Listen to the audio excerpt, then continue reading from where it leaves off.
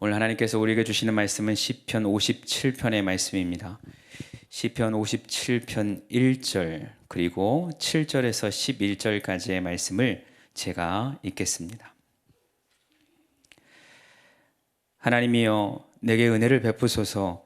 내게 은혜를 베푸소서. 내 영혼이 주께로 피하되 주의 날개 그늘 아래에서 이 재앙들이 지나기까지 피하리이다. 하나님이여 내 마음이 확정되었고 내 마음이 확정되었사오니 내가 노래하고 내가 찬송하리이다. 내 영광아 깰지어다. 비파야 수금아 깰지어다. 내가 새벽을 깨우리로다. 주여 내가 만민 중에서 주께 감사하며 문나라 중에서 주를 찬송하리이다. 무릇 주의 인자는 커서 하늘에 미치고 주의 진리는 궁창에 이르나이다. 하나님이여 주는 하늘 위에 높이 들리시며 주의 영광이 온 세계 위에 높아지기를 원하나이다. 아멘.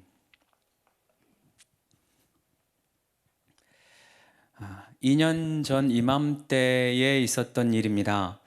태국의 유소년 축구단 아이들이 코치와 함께 동굴에 갇혔던 사건이 있었습니다. 아마 기억하실 것입니다. 우리나라뿐만 아니라 전 세계가 그 태국에 집중하였던 시간이었습니다.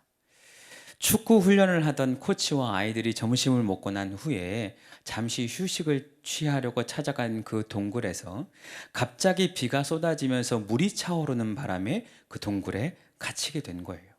음식도 없었고 연락할 방법도 없고 어둠밖에 없는 절망적인 순간이었습니다. 그럼에도 불구하고 그들이 견딜 수 있었던 것은 언젠간 구조가 될 것이다. 언젠간 구조대원이 우리를 발견할 것이다 라고 하는 소망과 희망 때문이었어요. 코치 선생님은 계속해서 아이들을 다독였고 용기를 주었습니다. 그리고 불필요한 에너지를 쓰지 않도록 하고 종류 속에서 한 방울 한 방울 떨어지는 물을 마시면서 배를 채워가면서 그렇게 하루하루를 버텨갑니다. 그 기다림의 시간이 10일이었어요. 아마 동굴 안에서는 도무지 시간을 갈 수 있는, 시간을 체크할 수 있는 그런 조건도 아니었을 거예요. 다만 우리의 시간으로 10일이라는 시간이었습니다. 아주 오랜 시간이라는 거예요. 구조대원을 처음 만나게 되고 또 그 10일 이후 7일이 지난 후에야 코치와 아이들 모두가 구조를 받게 됩니다. 아무리 어두운 동굴이라 할지라도 누구와 함께 하느냐가 중요한 것 같아요. 절망과 함께하면 포기하게 되지만 희망과 함께하면 견딜만 하게 됩니다.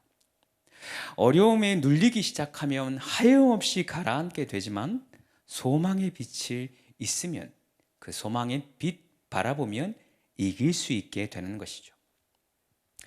오늘 성경의 시편을 기록한 이 시편의 다윗도 어두운 동굴 속에 있었습니다. 사울을 피하여 도망하다가 숨은 곳, 피난처가 아둘람굴이었던 거예요. 성경을 보니까 그 아둘람굴에 억울한 일 당한 사람들, 환난 당한 사람들, 빚진 자들, 억압받던 사람들이 모여들었대요. 그리고 그 무리의 숫자가 400명이라 됩니다. 아니 그렇지 않아도 다윗의 자신의 처지가 지금 힘들잖아요. 그런데 모인 사람들이 하나같이 힘든 사람들인 거예요. 그렇지 않아도 동굴이라는 이 장소가 어둡고 습하고 참 급급한데 모인 사람들마저도 희망이 없고 소망이 없는 사람들, 눌려있는 사람들만 모이게 된 것입니다.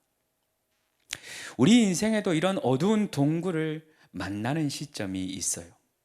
지금의 팬데믹 상황과 같이 언제 빛을 볼 수 있을까? 언제 빛이 날까? 기나긴 어둠의 터널을 지나가는 것 같은 견디기 힘든 시간들이 분명히 있어요. 그때 다윗은 어떻게 이 상황을 이겨냈을까? 어떻게 그 상황 가운데서 다윗은 그 어둠을 돌파할 수 있었을까? 오늘은 그 질문에 대하여 주의 날개 아래에서 제목으로 함께 하나님의 말씀을 나누려고 합니다. 첫 번째, 오늘 성경은 주님의 날개 아래 피하라, 주님의 날개 아래 피하라 라고 말씀하고 있어요. 1절을 제가 한 번 더 읽겠습니다.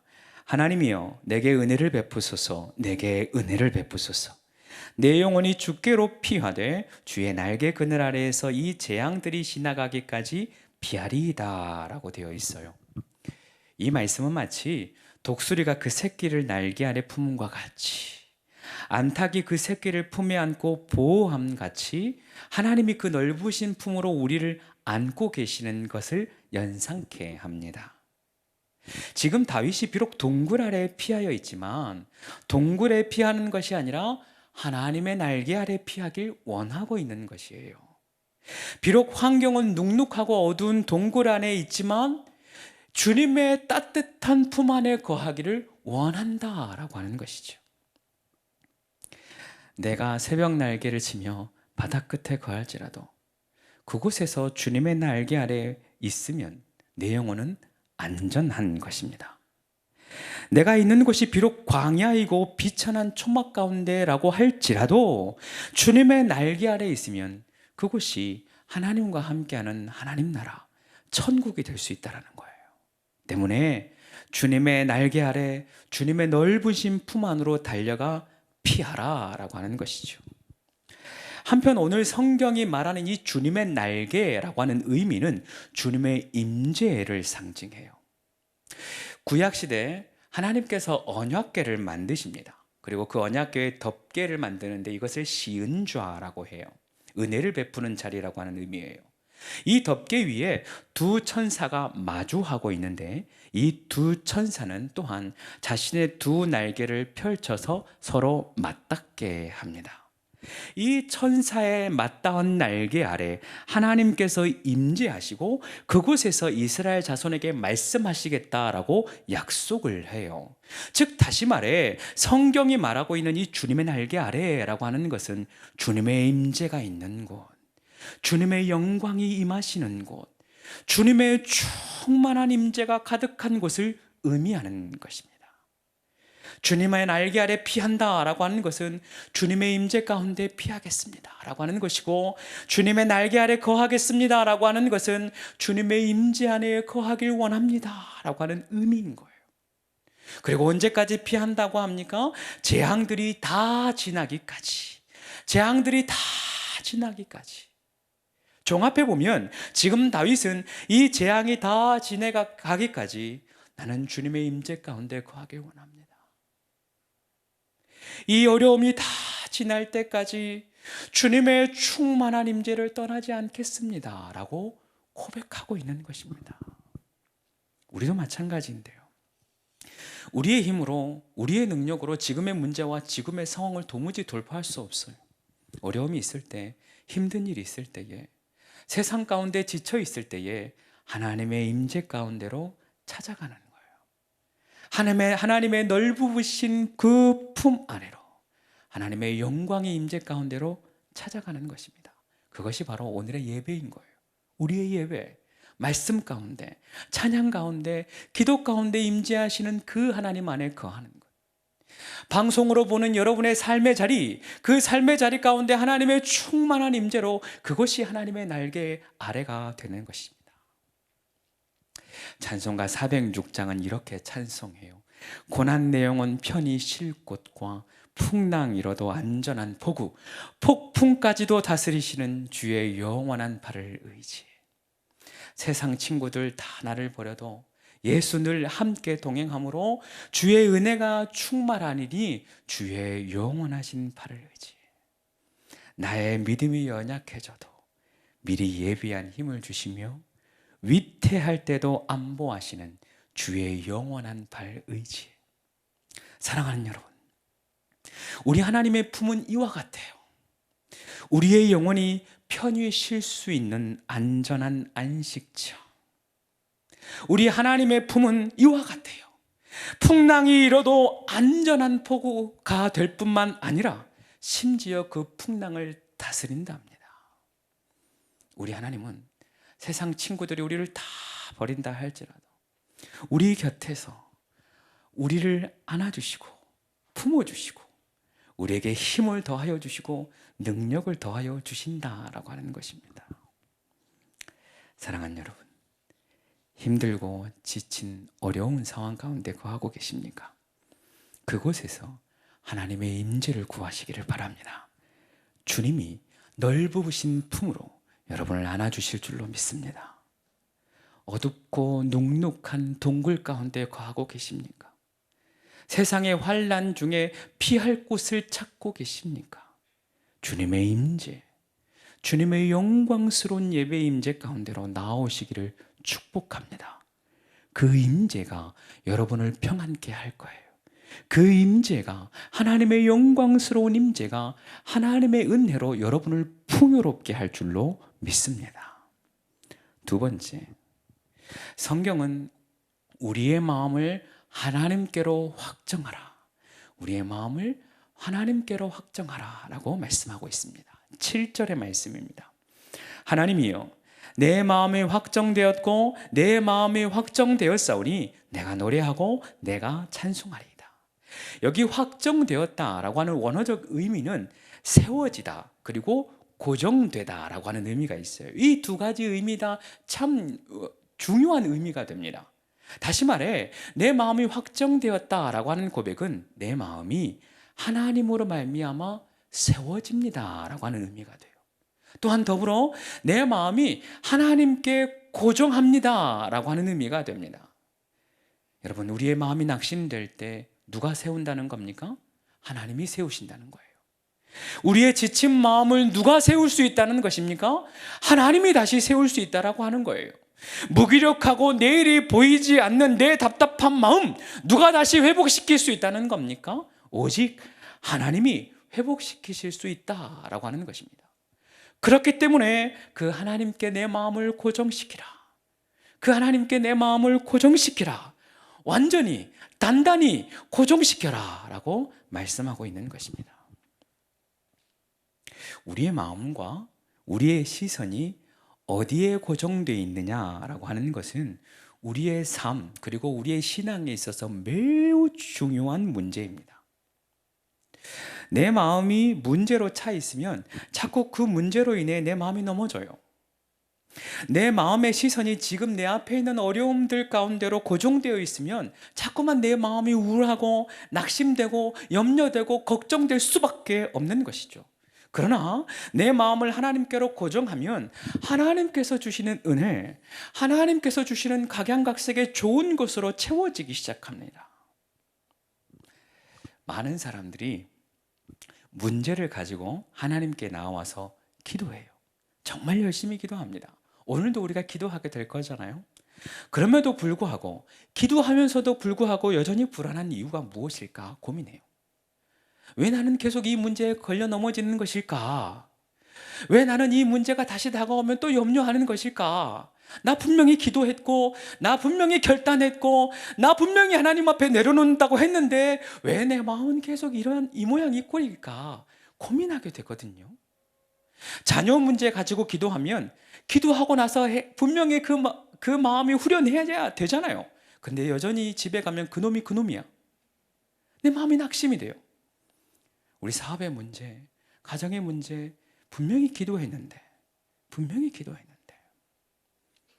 왜 내 마음 가운데 평안이 되지 않을까? 왜 여전히 내 마음에 무거운 짐으로 다가올까?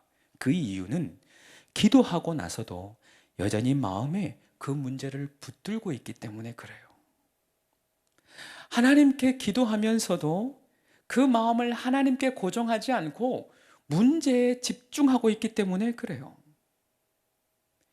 기도하는 시간은 내 마음의 어려움진들을 하나님께 내려놓고 하나님으로 내 마음을 채우는 시간인데, 여전히 내 문제 기도 내 문제 응답 하다 보니까 하나님은 안 채워지고 그 문제가 기도하는 순간에도 내 마음에 고정되어 있는 거예요. 하나님께 귀 기울이면 하나님 분명히 말씀하시거든요. 너는 내 아들이다, 내 딸이다, 내 사랑하는 아들이다, 염려하지 마라 말씀하시거든요. 하나님께 집중해 보면 하나님이 분명히 우리에게 말씀하시거든요. 두려워하지 말라, 걱정하지 말라, 내가 너와 함께한다. 사랑하는 여러분, 여전히 기도하면서도 염려와 걱정 가운데 사로잡혀 있습니까? 여러분, 그 마음에 하나님께 고정시키시기 바랍니다. 그 흔들리는 마음을 하나님께 고정시키시길 바랍니다. 기도는 문제에 고정시키는 것이 아니라, 문제로 내 마음을 채우는 것이 아니라 하나님으로 우리의 마음을 채우는 시간입니다. 오늘의 이 예배의 시간이 그러한 시간 되어지기를 축복합니다. 오늘의 기도의 시간이 하나님으로 나를 채우는 시간, 하나님께 나를 고정하는 시간이 되어지기를 축복합니다. 한 걸음 더 나아가서, 한 걸음 더 나아가서 성경은 우리를 향하여 새벽을 깨우라, 새벽을 깨우라 말씀하고 있습니다. 오늘 8절의 말씀이 이러합니다. 내 영광아 깰지어다, 비파야 수고마 깰지어다, 내가 새벽을 깨우리로다. 여기 내가 영광아 깰지어다 라고 하는 문장을 NIV 성경은 깨어라 나의 영혼아 라고 해석하더라고요. 깨어라 나의 영혼아, 이 찬양이 이 말씀에서 나오는 거예요. 깨어라 나의 영혼아. 그리고 다윗이 지쳐있고 주저앉아 있는 자기 자신을 가리켜서, 자기 자신을 가리켜서 내 영혼아 깨어나라, 내 영혼아 일어나라고 계속해서 다독이고 있는 것을 보게 됩니다. 또한 여기서 깨우리라, 새벽을 깨우리라, 여기 이 시제가 미완료 연장형이에요. 아직 완료되지 않은 것을 의지적이고 계속적인 것으로 해내겠다라고 하는 표현이에요. 내가 아직 어둠 가운데 있으나, 내가 비록 밤 가운데 있으나 이제 일어났겠다. 내가 이제 빛으로 일어나겠다. 어둠을 물리치겠다. 새벽을 깨우겠다라고 하는 의지적인 마음, 그리고 몹시도 능동적인 마음이 여기에 담겨져 있는 것입니다. 새벽은 어둠이 끝이 나고 새날이 시작되는 시간입니다. 어두운 밤이 희망의 아침으로 반전되는 시간, 어두운 밤이 끝나고 소망의 날이 시작되는 그 시점이 새벽인 것입니다. 오늘의 새벽, 오늘의 이 성경은 그 새벽은 기다리는 사람에게 오는 것이 아니라 깨우는 사람의 것이라고 말씀하고 있는 것입니다. 그 새벽은 능동적으로 가만히 앉아있는 사람에게 주어지는 것이 아니라 적극적으로 깨우는 사람에게 주어지는 것이라 나타내고 말씀하고 있는 것입니다. 그래서 새벽 예배 나오라는 것은 아니에요. 너무 부담 가지지 않았으면 좋겠습니다. 지금 우리의 상황이 어두운 동굴 안에 있을지라도 우리는 희망을 말할 수 있어야 한다는 거예요. 지금 우리의 상황이 어두운 터널을 지나갈지라도, 몹시 어둡고 언제 끝날지 알지 못하는 암담한 상황 가운데 있을지라도 우리는 소망을 말할 수 있어야 한다라고 하는 것입니다. 내일은 반드시 태양이 뜬다. 우리를 통하여 하나님이 역사하신다. 하나님이 반드시 우리를 도우시고 다시 일으켜 세울 것이다. 다시 새벽을 깨우고 소망을 노래하고 하나님의 역사를 찬미하는 것이 우리의 역할이요, 우리가 해야 하는 일이다 라고 하는 것이죠. 지난 2016년 리우 올림픽 펜싱 금메달리스트 박상현 선수를 아마 기억하실 것입니다. 마지막 결승전 때 13대 9로 지고 있었는데 이겼던 그 놀라운 광경, 여러분 기억하시죠? 여기 지금 몹시 어두운 동굴 같으니까 대답을 해봐요. 기억하시죠? 이제 이 실점하면 끝나는 경기였거든요. 근데 그 순간에 카메라가 박상영 선수를 비춰요. 계속해서 해설자들이 계속 말을 하기 때문에 그가 무슨 말을 했는지 들리지는 않았지만 입모양을 보고 우리는 알 수 있었어요. 그 입모양이 할 수 있다, 할 수 있다, 할 수 있다라는 거였어요. 그 할 수 있다, 할 수 있다, 계속해서 할 수 있다라고 하는 그 외침으로 인하여서 마침내 그 결승전에서 금메달을 땁니다. 13대 9였어요. 2점만 나면 끝나는 경기였어요. 누구나 포기하고 싶고 절망 가운데 있다, 이제 그만해도 잘 싸웠다 라고 할 수 있었던 그 시점에서 박상현 선수가 할 수 있다, 할 수 있다 외치는 거예요. 그런데 그가 이후에 TV 방송에서 당시의 일화를 소개하면서 이런 얘기를 하더라고요. 정말 낙심될 때, 정말 포기하고 싶을 그때의 상황에 관중석 어딘가에서 소리가 들렸답니다. 한국말로 할 수 있다, 할 수 있다, 누군가 외쳤대요. 그 말을 들은 순간 자기 마음 가운데 절망이 희망으로 바뀌더랍니다. 자기 마음 가운데 어둠이 떠나가고 다시 할 수 있다라고 하는 소망이 생기더랍니다. 이와 같은 거예요. 누군가는 할 수 있다라고 외쳐야 합니다. 누군가는 희망이 있다라고 외쳐야 합니다. 누군가는 하나님이 우리와 함께 계신다라고 외쳐야 되고, 누군가는 하나님이 우리를 승리케 하신다, 하나님 우리를 포기하지 않으신다, 하나님이 여전히 우리와 함께 계신다라고 외쳐야 하는 것입니다. 그리고 오늘 하나님은 우리가 그 한 사람이 되길 원하고 계십니다. 우리가 새벽을 깨우는 사람이 되기를 원하고 계십니다. 다 같이 자리에 일어날까요? 여러분은 지금 어떤 상황 가운데 있습니까? 오늘의 말씀이 여러분에게 어떻게 다가오고 계십니까? 분명 우리 가운데는 어두운 동굴 가운데 피하여 빛이 없는, 소망이 없는 그 나락의 한복판에 서 계시는 분들이 분명히 계실 것이고요. 여전히 나의 기도 제목 붙들고 언제 해결되려나, 언제 해결되려나, 언제 응답되려나, 도무지 언제인가 끝을 모르는 터널을 향하여서 뚜벅뚜벅 걸어가고 계시는 분 계실 겁니다. 그리고 어떤 분들은 이제 포기해야 하나, 이제 그만해야 하나, 이제 그만해야 할까 고민하시는 분들이 계실 겁니다. 오늘 성경은 말씀하고 있습니다. 하나님의 임재 가운데로 나오라. 하나님의 아름다운 품 안으로, 따뜻한 품 안으로 나오라. 오늘 성경을 말씀하고 있습니다. 낙심하지 말고, 주저앉아 있지 말고, 그 문제에 마음을 고정시키지 말고 하나님께 마음을 고정해라. 그리고 오늘 성경은 말씀하고 있습니다. 이제 깰 때가 되었다. 새벽을 깨워라. 하나님의 영광을 찬미해라. 하나님의 크신 역사를 선포해라. 우리가 새벽을 깨우면 우리의 가정이 살아나요. 우리가 하나님의 영광을 선포하면 잠들어 있던 영혼들이 분명히 깨어납니다.